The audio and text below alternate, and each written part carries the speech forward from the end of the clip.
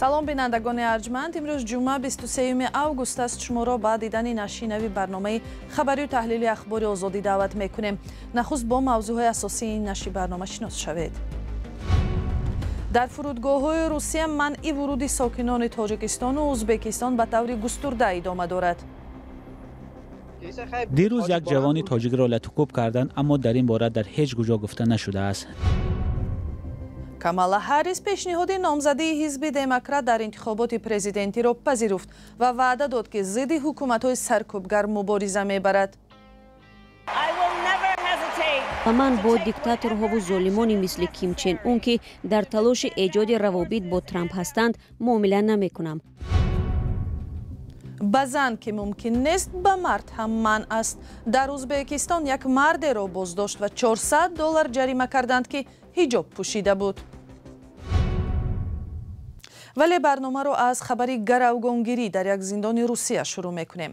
мақомоти рус гуфтанд имрӯз дасти кам 4 маҳбуси зиндони низомаш сангини шаҳри Суровикини вилояти Волгоград чандин корманди зиндонро гаравгон гирифта, шуморе аз онҳоро куштаанд. президенти Русия Владимир Путин дар ҷаласаи изтирорӣ гузориши мақомоти қудратиро дар бораи ин ҳодиса мешунавад. дар бораи он чӣ ки мегузарад хабарҳо зиёд ва пароканда ҳастанд. шабакаҳои наздик ба сохторҳои қудратӣ наворҳои видеоиро нашр ва иддао карданд ки сабтҳо аз дохили маҳбас мебошанд. дар ин наворҳо 4 марди худро гӯё муҷоҳиди давлати исломӣ меноманд ва дар наздашон 4 нафари гаравгон гирифташуда дида мешаванд. ҳамаи онҳо либоси кормандони зиндонро доранд. 3 нафарашон эҳтимолан кушта шуда, 4-умаш аз ноҳияи гардан маҷрӯҳ шудааст. дар дасти ҳамлагарон корд дида мешавад. дар телеграм-каналҳо гаравгонгирҳоро шаҳрвандони ӯзбекистон ва тоҷикистон муаррифӣ карданд. тасдиқи расмиву мустақили ин иддао феълан дар даст нест. бархе шабакаҳо навори видеои гаравгонгирҳоро нашр карданд ки мегӯянд барои поймол кардани ҳуқуқи мусалмонон дар зиндон онҳо даст ба чунин амал заданд, вале тасдиқи ин иддаҳо ҳам феълан имкон надорад. ба навиштаи шабакаҳои наздик ба сохторҳои қудратӣ 3 маҳбуси гаравгонгир барои қочоқи маводи мухаддир ва 1 нафараш барои расонидани зарари вазнин аз озодӣ маҳрум шуданд. хадамоти иҷрои ҷазои Русия хабар дод ки амалиёти наҷоти гаравгонҳо идома дорад. бархе расонаҳо гуфтанд имом хатиби вилояти Волгоград дар назди зиндон мунтазир аст ки ӯро барои музокира бо гаравгонгирҳо роҳ диҳанд. ба иттилои расонаҳо 5 гаравгон аз ҷумла раиси зиндон Андрей Девятов бо ҷароҳатҳо фирор карда тавонистанд. тафсилоти ин ҳодисаро аз сомонаи мо озодӣ.орг пайгирӣ кунед.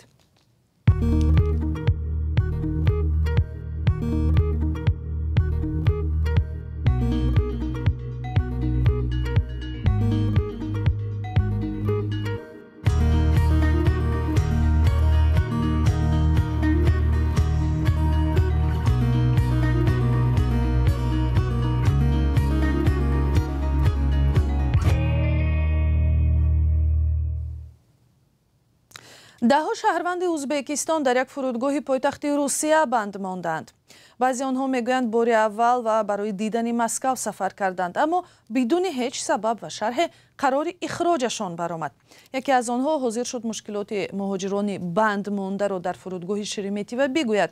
ӯ дар бораи мушкили шаҳрвандони Тоҷикистон ҳам гап зад. гузориши телевизиони Настаишия Времяро Каюмарсиато тақдим мекунад. моро таҳқир мекунанд, дар сардӣ нишаставу мунтазирем.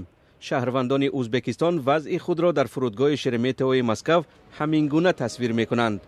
онҳо мегӯянд ки мақомоти Русия бе ягон далел онҳоро ба ин кишвар роҳ намедиҳанд. ба нақли як зодаи ӯзбекистон ки ба Москав рафтааст, онҳо дар фурудгоҳ бо таҳқир рӯбарӯ гашта ҳадафи бадрафтории нирӯҳои амниятӣ қарор гирифтанд. ба қавли ин мусоҳиб, баъзеҳо бозгашти худро чанд рӯз мунтазир мешаванд, аммо онҳоро аз толорҳои интизорӣ берун намебаранд ва бо хӯрок ҳам таъмин нестанд.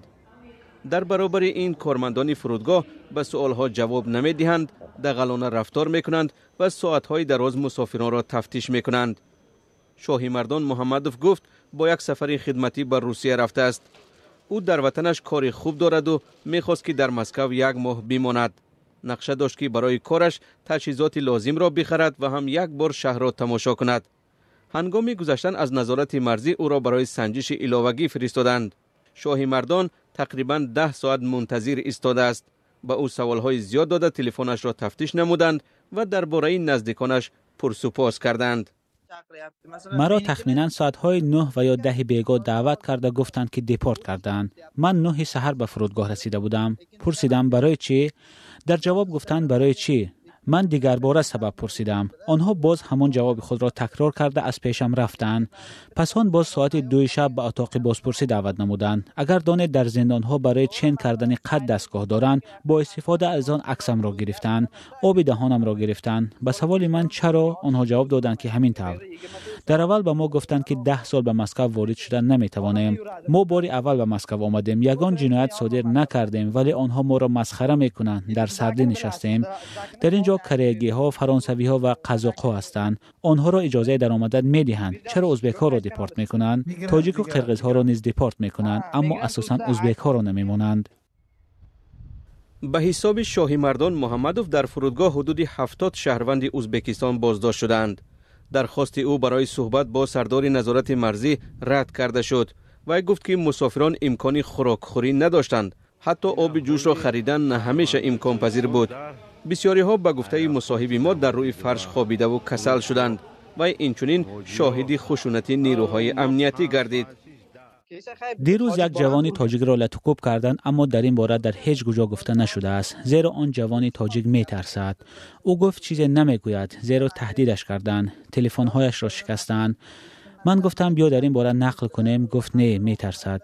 با آنهایی که نو می آیند فقط یک روز خوراک داده می شود. آنها باید از کجا غذا گیرند و از کدام حساب زندگی کنند؟ اگر آنها برای پول کار کردن به اینجا آمده باشند، در اینجا دو شیرک 300 روبل، در بیرون باشد 10 روبل. اگر آب نوشیدنی باشه نیم لیترش 300-400 روبل. شما تصور کنید، برادرم یک چایnik چای را بر عوض 70,000 سوم خرید. شاهی مردان میگوید مجبور شد به روزنامه‌نگاران مراجعت کند، زیرا زمانی در فرودگاه بودنش کوشش نمود که با مقامات ازبکستان تماس بگیرد، اما از کسی پاسخ نگرفت.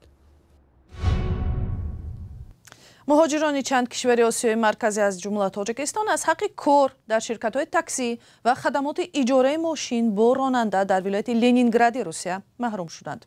در این باره امروز مقامات ولایت لنینگراد خبر دادند. آنها گفتند این قرار به شهروندان کشورهای عضو اتحاد اقتصادی اوراسیا دخل ندارد، ولی شهروندان ازبکستان، تاجیکستان، مولداوا و آذربایجان نمیتوانند چون راننده تاکسی در ولایت لنینگراد کار کنند. پلیس از اجرای این دستور نظارت میکند و برای سرکشی از اجرای قرار جریمه کلان پیش بینی شده است. راننده های رسمی تاکسی از کشورهای مثل تاجیکستان تا 3 ماه مهلت دارند که قرارداد کار با شرکت ها را بکار کنند. ای هموطنی عزیزتر از جان، ای یوسف امروزین کنعان، بیرون ز وطن چی حال داری؟ بیا و از روزگارت ما را آشنا کن. بینندگان عزیز، اگر شما دور از تاجیکستانید و از نازکی‌های مهاجرت آگاه هستید و می‌خواهید دیگران نیز بدانند، پس این برنامه برای شماست. روزگار مهاجر، مطابق شوی به محیط نو، قصه‌های انسانی و سبق‌های حیات. کامالا هاریس که در انجمن حزب دموکرات نامزده رسمی حزب را برای پیشبری به پرزیدنتی پذیرفت، وعده داد که پشتیبانی همپیمان‌های ایالات متحده آمریکا را ادامه داده ترامپ را برای حمله به ارزش‌های دموکراتی تنقید کرد. در سخنرانی که شب گذشته در جریان انجمن حزب داشت، هاریس گفت در کنار اوکراین می‌ایستد، با نظام‌های خودکامه مبارزه می‌برد و در صورت پرزیدنت شدنش از منفعت همه آمریکایی‌ها دفاع خواهد کرد. او اینچنین ترامپ را برای تلاشی به هم زدن نتیجه‌های انتخابات و هم تهدید او برای ترک عضویت ناتو محکوم کرد. گزارش شادمانی یتیم در این باره.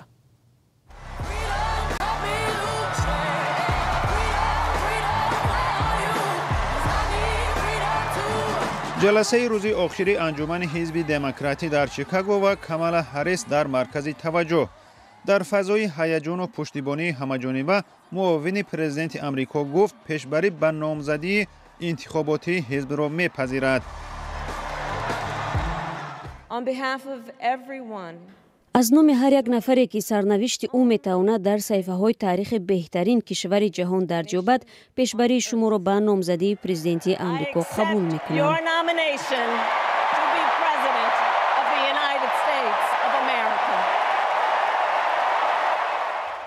هریس از مهمترین سمت‌های سیاستش گفت و رقیبش سابق پرزیدنت دونالد ترامپ را در چندین مورد از جمله شیوه مناسبتش با متفقان آمریکا تنقید کرد.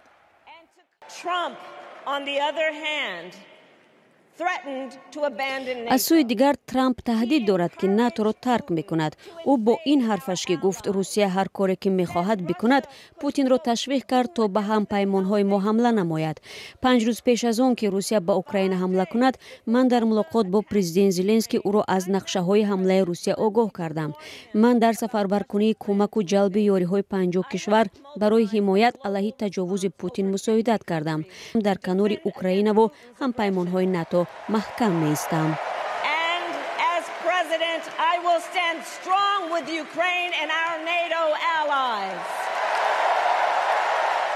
هریس قول داد در مقابله با ایران می ایستد و ترامپ را برای دوستیش با رهبران دیکتاتور محکوم کرد.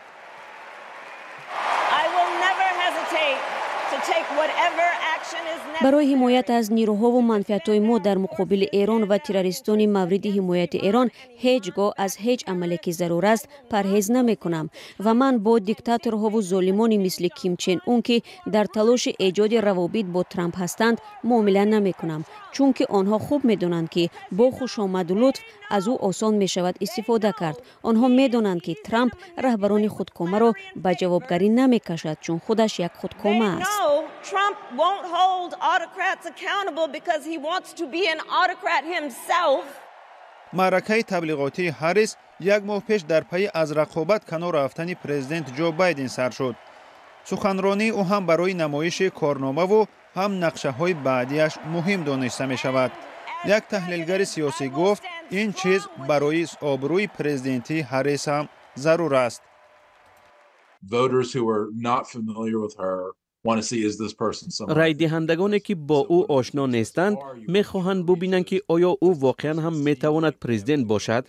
آیا او توان صحبت و مکالمه با آن رهبران خارجی را دارد که همپیمان امریکا نیستند؟ مثلا با یک قطار کشورهایی که ترامپ با آنها معامله خوب دارد، هریس شیوه سخته را انتخاب کرد که کمی کمکش کرد. And so I do think that helped her stylistically. هریس اینچنین در مراجعت به همه دیگر گروه‌های سیاسی در آمریکا وعده داد که از حقوق و منفعت‌های آنها حمایت می‌کند و با این دیگر بودنش از ترامپ را نشان داد که تلاش کرده است نتیجه‌های انتخاباتی سال 2020 را بازبینی کند. همکنون هریس و نامزد به مقام معاون او تیم والز 2.5 ماه وقت دارند تا در آستانه انتخاباتی ماه نوامبر دل آمریکایی‌های بیشتر را به دست آورند.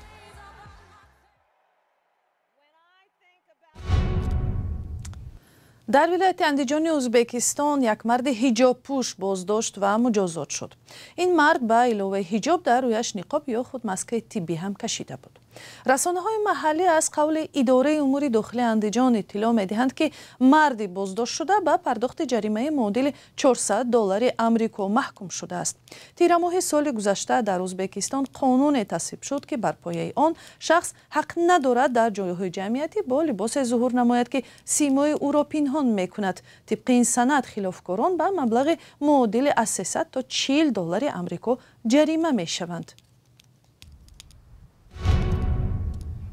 و بینندگان ارجمند، برنامه ما در همینجا به آخر می رسد. سپاس که با ما بودید. خبر و گزارش های از این بیشتر را همیشه می توانید در وبسایت azadi.org و صحیفه های رادیوی آزادی در فیسبوک و اینستاگرام، ایکس و تلگرام، تیک تاک و یوتیوب دسترس کنید. با رادیوی آزادی فرستادن خبر و ویدیوهای مهم و جالب از حادثه های تاجیکستان و جهان را فراموش نکنید. خدا نگهبان شما.